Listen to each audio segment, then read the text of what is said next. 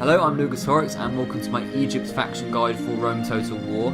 Today we're going to be having a look at the strategy for the Egyptian campaign in relation to their position on the campaign map, as well as looking at the different infantry and unit types that are available for the Egyptians and the buildings that they can create. So this is the starting screen for the Egyptians. The region that they have at the beginning is the yellow region here, which isn't particularly visible, but it's this region here. Obviously it's around Egypt. So what we'll do is first of all we'll have a look at the different units that the Egyptians can recruit, and then we'll have a look at the campaign map. So this is the Egyptian army. Now, in my opinion, I think that they are one of the most strong armies in the game. I think a lot of the units are very overpowered. We'll have a look at that as we get into it. So the first unit that are available are of course peasants. Every faction has them. Attack 3, defense 3 and a charge of 1. I mean, they're alright for peasants, I suppose, but obviously they're poor morale and they're just not got very good statistics. I wouldn't use peasants, obviously, but as peasants go, they're okay, I suppose. I think that they are better than some of the other factions' peasants, but still, they aren't great, and I'd never recommend using them unless it's an absolute last resort. So next up are Nubian Spearmen. These are, there are spearmen, they're alright. They can form a phalanx, which I quite like, and phalanxes are quite overpowered in this game and often used by the AI, but they're not the strongest unit. Only attack of 5, and the defense of 8 is okay, but you can get better. There's way better phalanx in the game, but they're quite cheap to recruit, which is good. And obviously they have combat bonuses against cavalry, which I think all phalanx troops have. But the good thing about Nubian Spearmen is they have a combat bonus fighting in deserts, because obviously they're natives of Africa, so they're better at fighting. So they're quite good, they're quite cheap.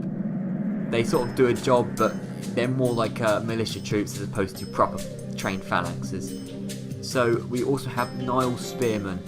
These are also troops that can form a phalanx, but as you can see their attack and defense are significantly better, particularly their defense, which is good. Other than that, they're relatively similar in the sense they have also a combat bonus in deserts and a bonus against phalanx. The good thing about all these bonuses obviously is that if you are attacked by, let's say, Rome or a faction that don't have desert troops, you have the advantage on your homeland. So that's quite good. And these phalanx troops, and a lot of the troops, will have bonuses fighting in deserts, because that is a characteristic of the Egyptian armies. But yeah, these Nile Spearmen are okay. Their defense, the added defense on the Nubian Spearmen makes them significantly better in my opinion. They can stand up to a lot more, and they have one more charge bonus as well. Next up are Desert Axman. I think Desert Axman are really good. The attack 10 and defense 10, in my opinion, is a bit of an understatement. It feels like a lot more in the game.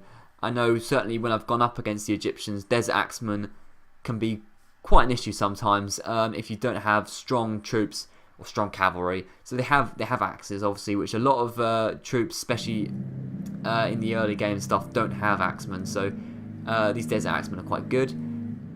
They have good morale. That's the great thing about them.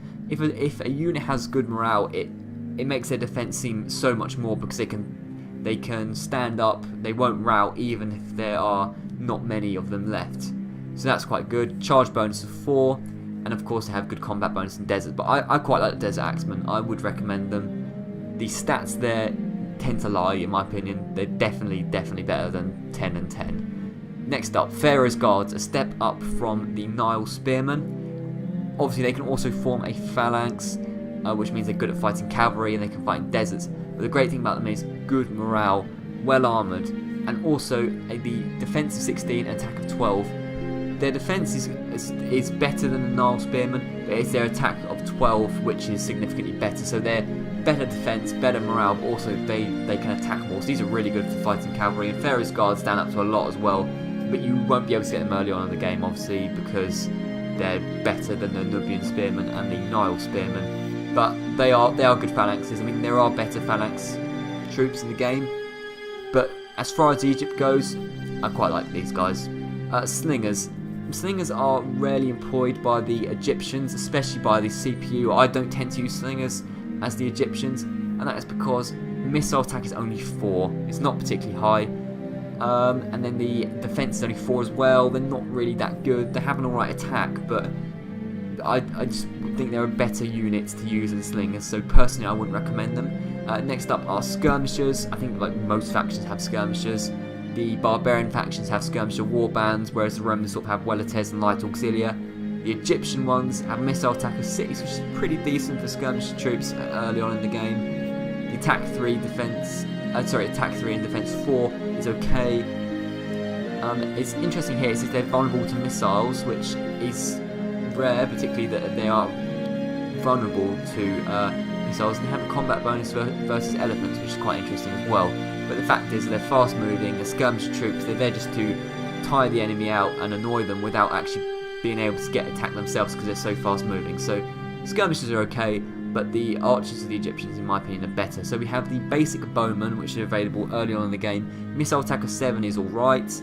They have attacker 3 and defense 2, which is interesting because if you compare them to the peasants, they're almost as good as peasants in hand-to-hand combat, even though they're archers.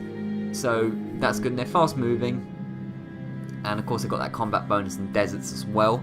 But in my opinion, one of the best bowmen in the game. I really think these guys are really, really good. The Pharaohs Bowmen, obviously they're available later on, but these guys are the most annoying, in my opinion, they're one of the most annoying troops to come up against when you're fighting the Egyptians. And the reason is, attack 9 and defense of 12. So let's forget about the missiles so far. They're actually alright as infantry. If I normally see archers in an army, I think, okay, just run them down with the cavalry or get the light infantry on them straight away before they can reach us with their missiles or whatever. These guys will take a beating before they go down, especially as they have good morale and they're well armoured.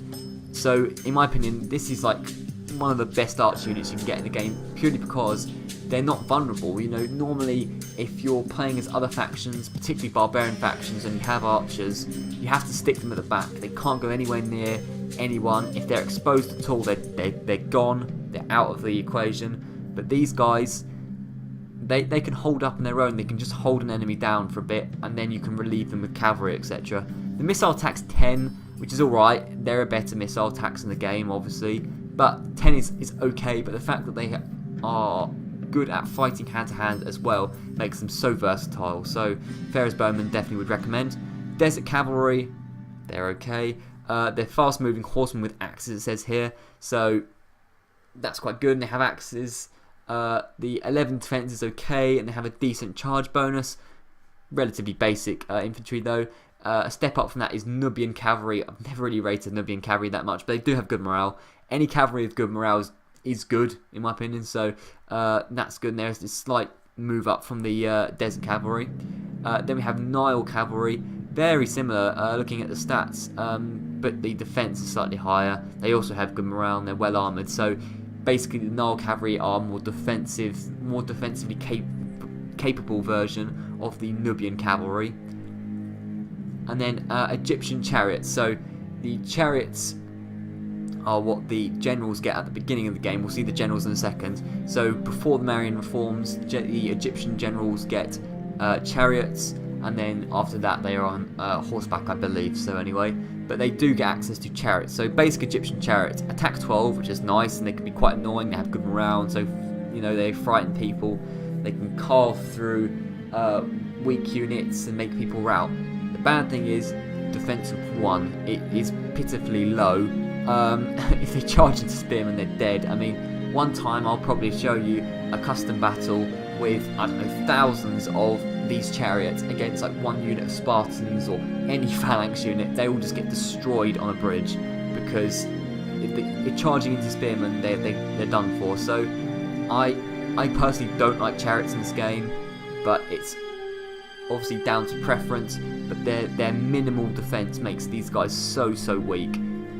So I would use them situationally if you feel like there is an area of the army you want to take advantage of and rout early on. Then they're quite good, but they're very out of control and very easy to rout, or no, not they're very easy to break down basically if you know what you're doing against them. So that is the cavalry general, which is later on, I believe. That is the after the Marian reforms. The Egyptian chariot general is the one before the Marian reforms.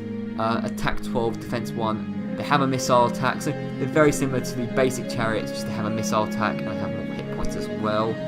Whereas afterwards, the generals have slightly less attack, but way better defense. So I would prefer cavalry over basic cavalry over chariot, but matter of preference. Next up, camel archers. I don't like camels in this game, never have. They are quite slow moving, and I find them very frustrating. But they do have a missile attack. They're relatively versatile, but they're good at fighting deserts generally, and they have good stamina, which is nice. But I would avoid camels unless you have no other option. Instead, Egyptian chariot archers are probably a bit better because they have decent attack, decent missile, but once again, like all chariots, they have a poor defensive attribute because they're chariots and they're very vulnerable in that sense. So they have only 2 siege equipment that they can use. The onagers with an attack of 53, and they can attack buildings as well.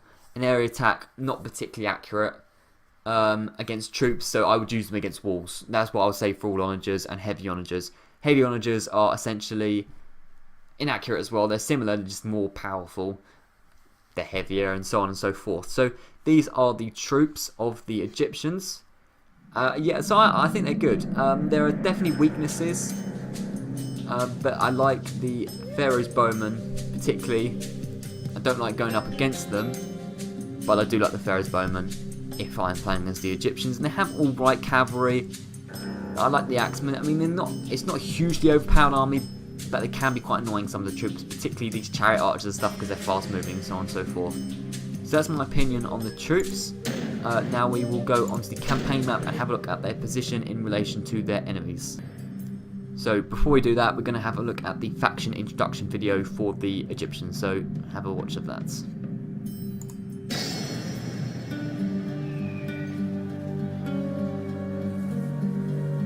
I have been in the service of Pharaoh for many years. It is my task to write down all that is decided. My father did this before me, and his father before him. We have faithfully recorded and seen much. Pharaoh is our lord and master. He is Horus reborn, and will be Osiris in the afterlife. All of Egypt lives and dies by his divine wish. And this is as it should be. We are his children. Pharaoh loves us all. We would conquer the world so that all can know his wise rule. Even if Pharaoh did not ask this, we would do it. His enemies will be struck down. Night and darkness will take them. The sands will be stained red. All this will come to pass, for Pharaoh has decreed it. So it is written. So shall it be. Okay, so here is Egypt, and in my opinion, they have quite a strong starting position of all the factions in the Middle East, certainly. So let's have a look at this region first. 3 settlements here, all of them are quite valuable, particularly Alexandria and Memphis. And the reason for this is of the wonders of the world which are associated with those settlements, if you have them. So, looking first of all, the lighthouse at Alexandria. The lighthouse halves the chance of nearby ships at sea sinking. That's okay, I don't really rate that too much. But it increases naval movement allowances, which is quite nice. It's not the best wonder of the world, but it's still better than nothing, right? But this one I really like. But it's better if you actually aren't Egypt, but it's still really good. The Great Pyramid increases the loyalty of Egyptians to the owning faction regardless of culture. So more loyalty basically. Coupled with the statue of Zeus at Olympia, if you take this in Greece obviously, you're not going to have any trouble if you're the Egyptians in any of your settlements really of morale issues, meaning you can have high taxes or whatever. So that settlement's quite useful. Having got the starting armies, the Egyptians have a lot of armies because they have a lot of garrison because they have a lot of settlements. They start off with quite a few. So in terms of this settlement, we have Hekemut, the faction leader. Let's have a look at him quickly. 55-year-old. He's quite good. He's alright. Chariot archers, Nubian spearmen, bowmen, and peasants. That's an alright starting army. I would move these easterly though. They're not particularly needed around here, but we'll talk about that in a second. Memphis, decent troops as well. More Nubian spearmen and the faction heir. And Thebes, sort of similar level of troops. So for this region, I wouldn't focus on the west. There is a large region here, which is, there's nothing here pretty much. There's Cyrene here and there's a settlement over here. Not particularly valuable, and they belong to the Numidians, who are weak anyway. So really, I wouldn't worry about moving these troops, or even having a huge amount of garrison here, especially as morale isn't a huge issue for the Egyptians. Instead, I would move them in this direction, but we'll talk about where I would start wars with later. But yes, I would move these troops easterly in the direction of the Middle East. Up north we have Jerusalem, with this army here, more the same in terms of units and a spy, and then this settlement here with the skirmishers, which you haven't seen yet, and the island of Salamis, which I quite like as well. It's a relatively profitable settlement with a decent sized army in it as well. So obviously we can't really see a lot of what's going on because of the fog of war.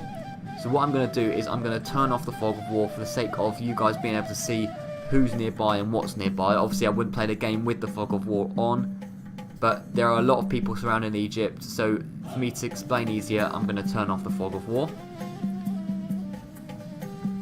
Like so. Okay. So now we can see a little bit more of what's going on. First of all, there's some rebel settlements over here. So these armies really should be moving easterly and taking Petra, which has 4 garrison in, but it won't be strong units, and Bostra. Otherwise, they'll probably fall to the Parthians or someone. So take them relatively early on. They're not too difficult, and you just have more settlements early on. You have a stronger position. Over here, there is Jumartha. I wouldn't bother about that as much. The Parthians will probably take it.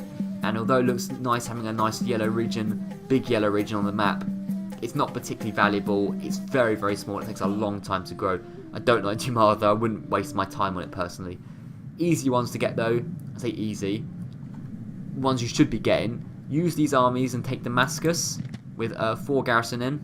That's a nice settlement to have. And also Palmyra early on with a slightly bigger garrison, but you'll start accumulating troops around these 4 regions to take Palmyra. That shouldn't be so bad.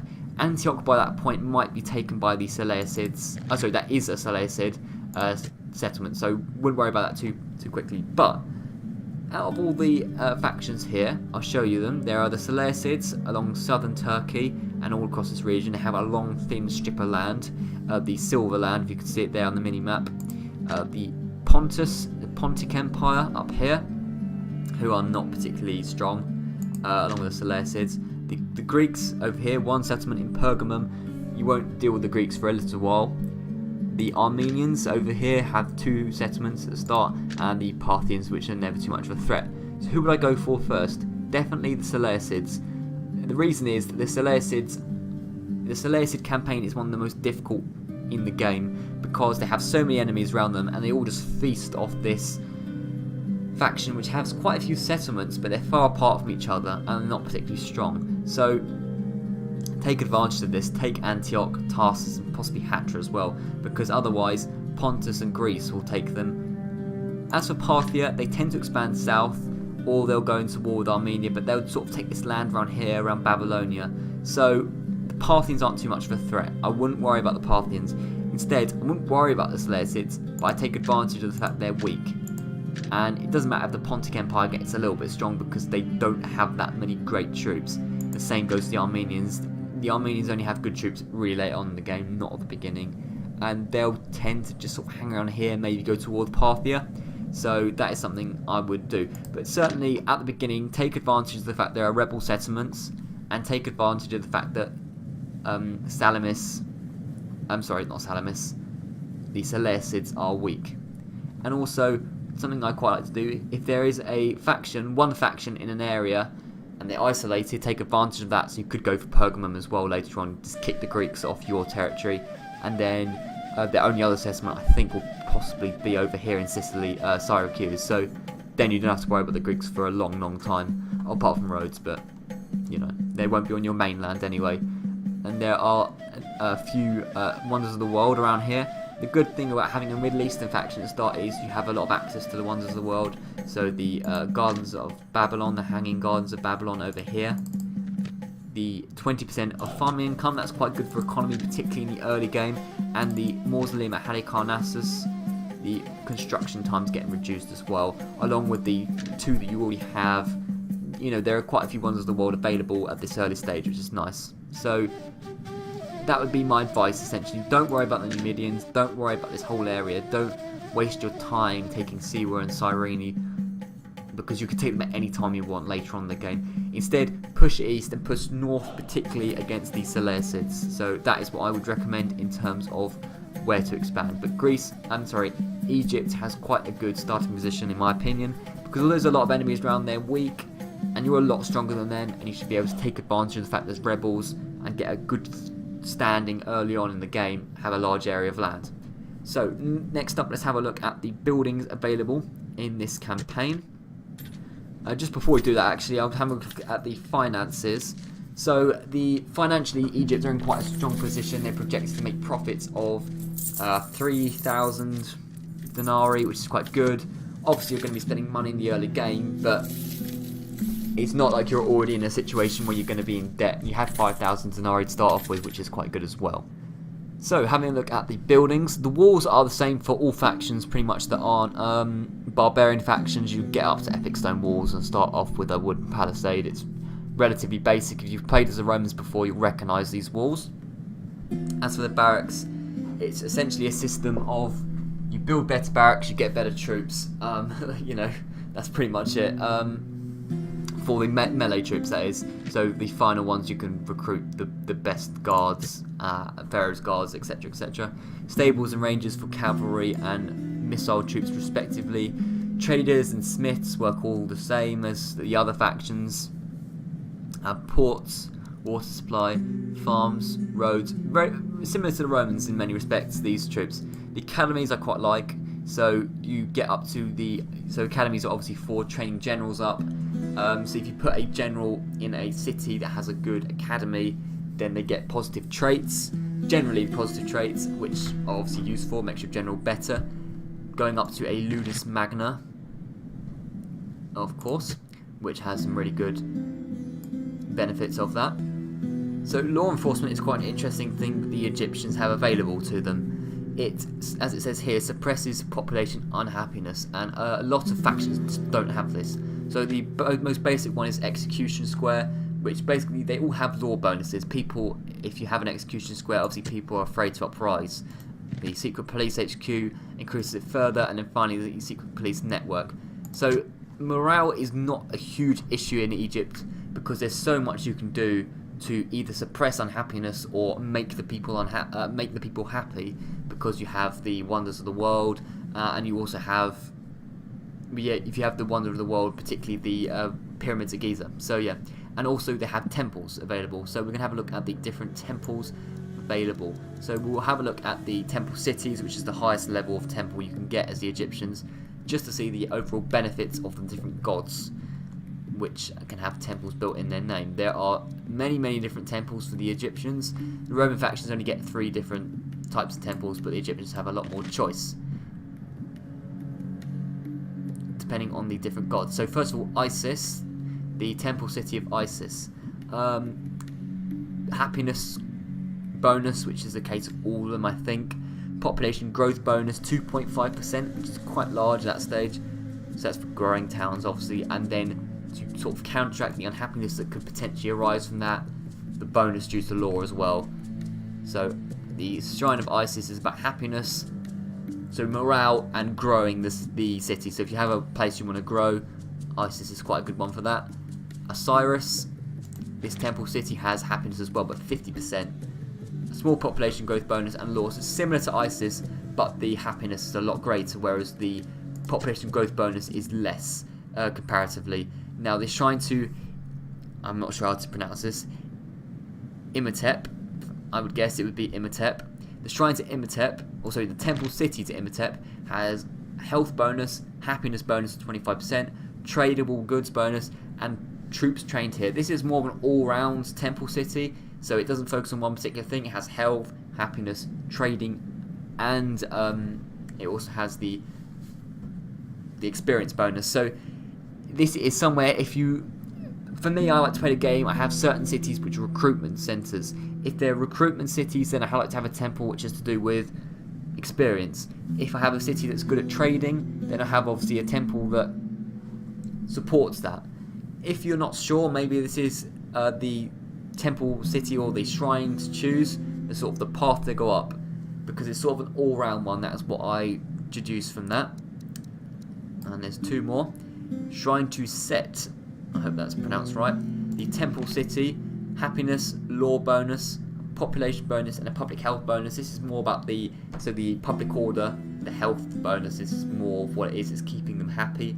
Less valuable for the Egyptians because, as I discussed earlier, the morale doesn't seem to be a huge problem, but it's quite a good one. And the shrine to Horus as well, or the temple city to Horus, as we're looking at. The law bonus, happiness, but this is more so about the recruitment and upgrading the troops that you have. So upgrades armor by +1, which is quite powerful, and the light and heavy weapons as well. So if you're recruiting a lot here and you want to have troops with a lot of experience, Horus is the temple to go with. So that seems like the majority of what I have to talk about today. We've talked about the buildings, the different units available, and the starting position. It's just a quick guide, really. If I could summarise it, I would say the Egyptians are quite a strong faction. They have good troops and they're in a good position. So take advantage of that and expand quickly, because particularly in the early game, you have the major advantage. Later on, if you allow factions like Armenia, Parthia to get stronger, then they'll start to get better troops and it will start to become more even. You know, if the Armenians get access to cataphracts, they're like heavily armoured horses, then they're going to be equal to you. In fact, they might even have better cavalry because the Egyptians don't have cataphracts. So take advantage of the fact that, particularly in the early game, you are the biggest faction in the Middle East by far. Have a look at the lists. Are we in the top 5 factions? We are. I think we are, at least. So, oh, it doesn't show you the rankings on the first level, does it? Okay. You know what? I'll advance it forward a level just to show you where we are in relation military and other rankings wise, just because it's interesting. So yeah. Yeah, so looking at Egypt, what I'll do is I'll compare them to the neighbouring factions, because that's what I was talking about. So I'll compare them to Numidia, I'll compare them to Parthia, Pontus, Armenia, and any other neighbouring factions. Greece I wouldn't call neighbouring, they are just sort of around. So that's pretty much, these are pretty much the neighbouring factions. I wonder why you can't see Egypt. That is very interesting. Okay, well anyway, largest military by a fair distance apart from Parthia, who have a decent military at the start. The production way in advance of anyone else, obviously. This is only after one turn. I literally just did nothing. Obviously it's because we have a lot more settlements than anyone else. That's pretty much the reason why. So that means the economy and the growth is going to be way faster for the Egyptians than anyone else. Territorial, it's not showing it, but we do have the most territory along with the Seleucids. The reason why it's not showing it is because we have exactly the same, I think. That's the reason. So yeah, we have a lot of territory, but unlike the Seleucids, it's not vulnerable territory. Financially, we're doing well. The Seleucids are doing better, but that won't last for long. And then, yeah, population way in advance. So, what my point is, the Egyptians are in a strong position in relation to their allies at the beginning of the in relation to their neighbouring factions at the beginning of the game. So this is all. So yeah, and this is all for the Egyptian faction guide. I'll be back within a couple of days for the next faction. Not sure which that will be, but I'll do pretty much the same with the all the factions in Rome Total War. Thank you very much, and I'll see you around.